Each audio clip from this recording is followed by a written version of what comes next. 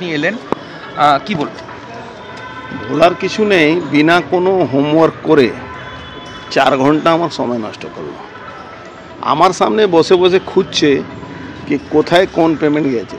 আমি এক লাইনে বয়ান ছিল কি পৌরসভা রিলিফ ফান্ড, চেয়ারম্যান রিলিফ ফান্ডে যা টাকা আসবে আর যা টাকা যাবে সবটাই বোর্ড মিটিংয়ে পাস হয়ে যায়।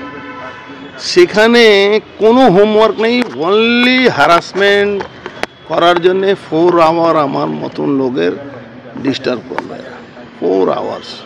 এখন আমাকে কোর্টকে বলতে হবে কি এইভাবে ডিস্টার্ব করার তো রাইট নেই। আপনি এই যত আমি যখন 19-এ বিজেপিতে চলে গেছি তারপরেও আমাকে জিজ্ঞেস করছে কি এই অ্যামাউন্ট কোথায় গেছে। কি মানে কি হচ্ছে এটা টোটালি বোঝা যাচ্ছে কি পশ্চিমবাংলায় মমতা ব্যানার্জি সরকারের পায়ের তলা মাটি নেই, এই জন্যে বিরোধীদেরকে স্টেট এজেন্সিকে দিয়ে হ্যারাসমেন্ট করা আর নাথিং।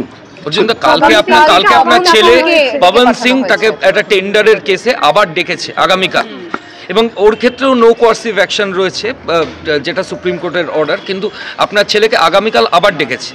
হ্যাঁ, এ তো রোজই ডাকছে, মানে মনে হচ্ছে এখানে একটা বাড়ি ভাড়া নিয়ে আমাকে এখানে থাকতে হবে। ভাই তুমি অত কষ্ট করছো না, ডাকো আমি আসছি।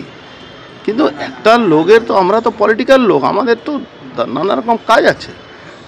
অথেন্টিক কোনো কথা হলে ঠিক আছে জিজ্ঞেস করো, অথেন্টিসিটি কিছু নেই।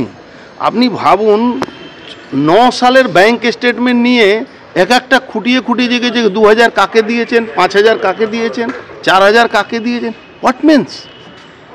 Only harassment, instruction by Mamata Banerjee. কি মানে হচ্ছে? এখানে রাজনীতি কেউ করবে না, ওনার বিরোধী থাকবে না, তারা সবাইকে জেলে ঢুকিয়ে দিন। ভাই হয় না, রাজনীতিতে এইভাবে হয় না। রাজনীতিতে সূর্য উদয় থেকে অস্ত আছে। রাজনৈতিকভাবে আপনার সাথে মোকাবিলা করতে পারছে না বলে রাজনীতিভাবে মোকাবিলা করে না, এজেন্সি ছাড়া কিছু নেই এই সরকার। এজেন্সি আর গুন্ডা জেহাদি এর ছাড়া কিছু নেই। Thank you.